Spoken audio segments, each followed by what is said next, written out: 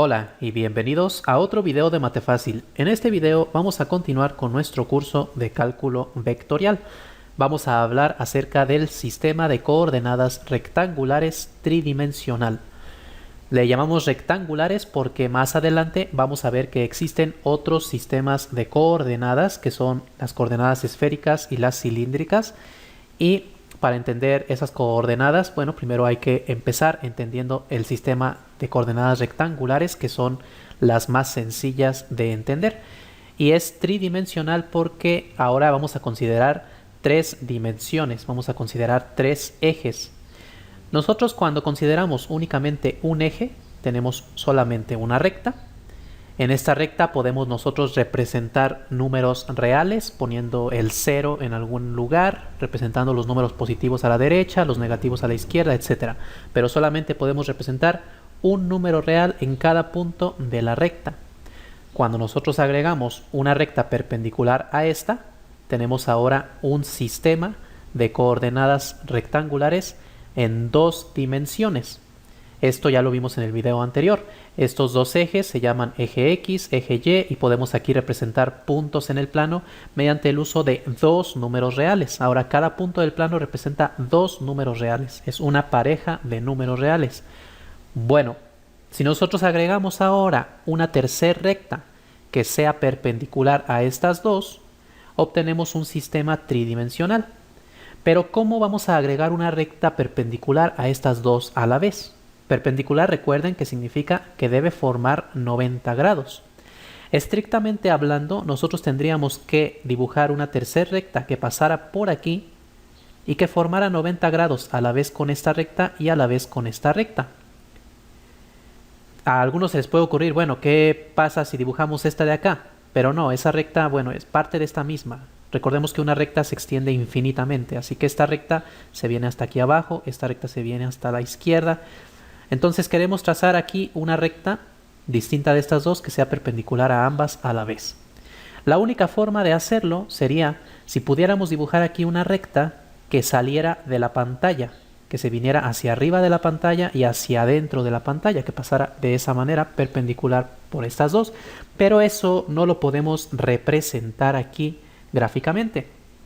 Lo que hacemos aquí es utilizar perspectiva y representar la tercera recta en forma diagonal, pero entendiéndose que esta recta está formando 90 grados con esta y con esta, aunque aquí no se vea, se ve como si formara un ángulo mayor, pero en realidad lo que ocurre es que se está utilizando perspectiva.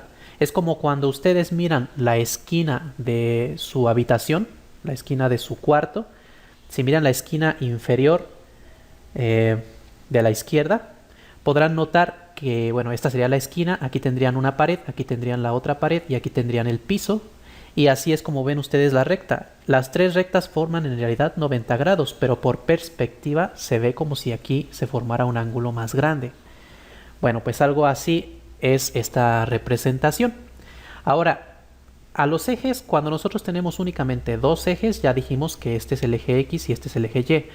Pero cuando tenemos tres ejes, los ejes los vamos a nombrar de la siguiente manera. Este eje de aquí se va a llamar eje X. Este eje de aquí se va a llamar eje Y. Y el eje vertical va a ser el eje Z. Se elige esta forma de nombrar los ejes por conveniencia. Más adelante se va a ver que esto es conveniente cuando representamos funciones de dos variables, porque nosotros queremos que Z sea una variable dependiente de X y Y. Por lo tanto, conviene escribir nombrar los ejes de esta manera, como lo estamos haciendo aquí. También, como les mencionaba hace un momento, los ejes estos son rectas que se extienden infinitamente a ambos lados. Esta recta de aquí sigue infinitamente a la derecha y también se extiende hacia la izquierda. Esta sigue infinitamente hacia arriba, se extiende hacia abajo y el X también. Aquí hacia la derecha tenemos a los números positivos. En el eje Z hacia arriba tenemos a los números positivos y en el eje X hacia el frente tenemos los números positivos.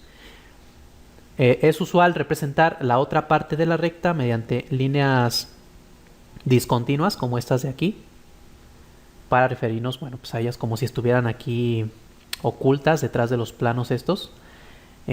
A estos Bueno, estas partes de los ejes son los que contienen a los números negativos. Y aquí donde las tres rectas se intersectan, tenemos el origen. Bueno, como les mencionaba, todo esto para entenderlo bien es necesario como imaginarlo en perspectiva. Es como cuando nosotros dibujamos un cubo. Cuando nosotros queremos dibujar un cubo en una hoja, lo que dibujamos es algo parecido a esto. Esto es un cubo. Pero noten que estrictamente hablando, esta figura que estamos dibujando en realidad es una figura de dos dimensiones, porque en una hoja, todo lo que dibujemos en la hoja es de dos dimensiones. Sin embargo, nosotros entendemos que cuando dibujamos líneas así en diagonal, estamos representando la profundidad aquí, y entonces esto es una figura que tiene aquí una cara enfrente y que estas otras caras están una encima y otra a un lado, formando precisamente un cubo.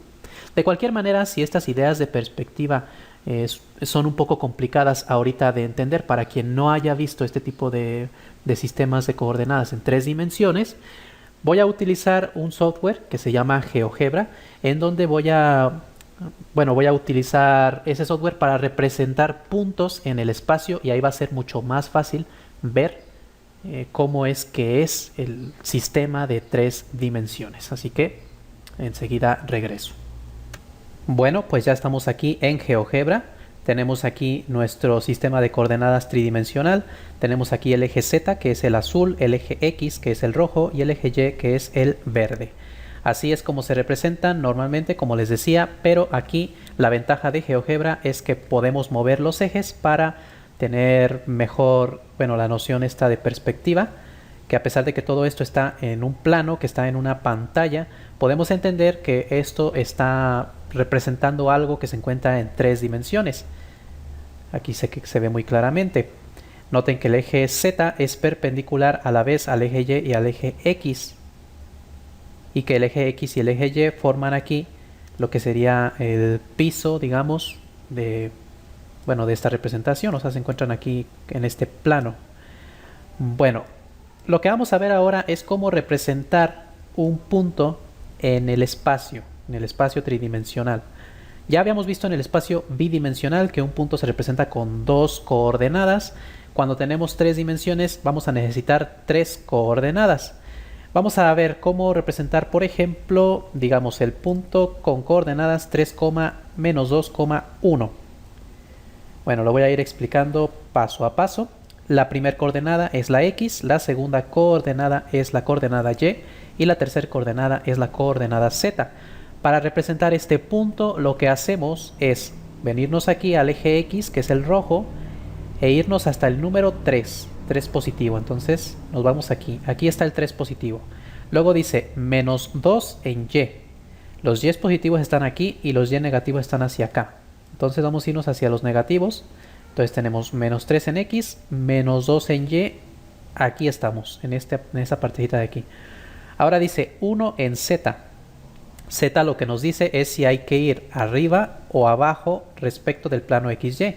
En este caso iremos hacia arriba una posición y aquí dibujaremos el punto A. Entonces lo voy a dibujar. Aquí tenemos el punto A, que tiene esas coordenadas. Podemos visualizarlo mejor si muevo un poco aquí el plano. Noten cómo el punto A se encuentra aquí flotando. Se encuentra aquí flotando sobre el plano XY y se encuentra exactamente a una altura de 1. Eso lo podemos notar aquí si pongo el plano XY de esta forma. Aquí está el punto A que se encuentra a una altura 1 respecto de Z. Entonces, aquí está el punto A, 3 en X, 2 en Y y 1 en Z, como ya vimos. Bueno, así es como graficamos un punto. Ahora imagínense ustedes que tenemos otro punto, por ejemplo el punto B, este punto de aquí. Ese punto se encuentra ahí también en el espacio, también aquí flotando, y queremos nosotros saber cuáles son sus coordenadas. Bueno, para determinar las coordenadas del punto B, lo que podemos hacer es representarlas mediante el uso de un prisma. El prisma lo vamos a dibujar de la siguiente manera. Primero dibujamos segmentos que sean perpendiculares a los planos coordenados. Bueno, no les he explicado lo que son los planos coordenados. Estos de aquí son los ejes de coordenadas, el X, Y, Z. También tenemos planos coordenados, que son el plano formado por los ejes X y Y, que es este que está representado aquí en gris, pero también podemos imaginarnos un plano que es el que está formado por el Z y el Y, que sería un plano aquí vertical, y también podemos imaginarnos el plano que está formado por el X y el Z, que sería otro plano vertical. Los planos se verían de esta manera. Esos son los planos coordenados, ahora están en azul, los tres. Entonces podemos imaginarlos como tres paredes. Este de aquí es el plano XY, porque se encuentran aquí los ejes XY. Este es el XZ y este es el YZ. Entonces, para saber dónde está este punto, voy a quitar por el momento estos planos, lo que hacemos es dibujar rectas perpendiculares a esos planos. Dibujamos las rectas de esta forma. Ahí voy a quitar estas etiquetas. Ahí tenemos entonces aquí las rectas en forma perpendicular. Y ahora vamos a completar el prisma dibujando rectas paralelas a estas que ya tenemos aquí. El prisma completo es este. Este de aquí es el prisma. Noten cómo el prisma se dibuja de tal manera que este punto, bueno, de este punto parten estas tres rectas que son perpendiculares a los planos coordenados que les mostraba hace un momento. Luego tenemos esta recta que es paralela a esta. También dibujamos estas dos paralelas y así completando todas las caras de tal manera que tenemos un prisma. Y a partir de ahí podemos ver cuáles son las coordenadas del punto B. La coordenada X va a ser la esquina de este prisma en el eje X, que es el 2. La coordenada Y es la esquina en el eje Y, que es este 4.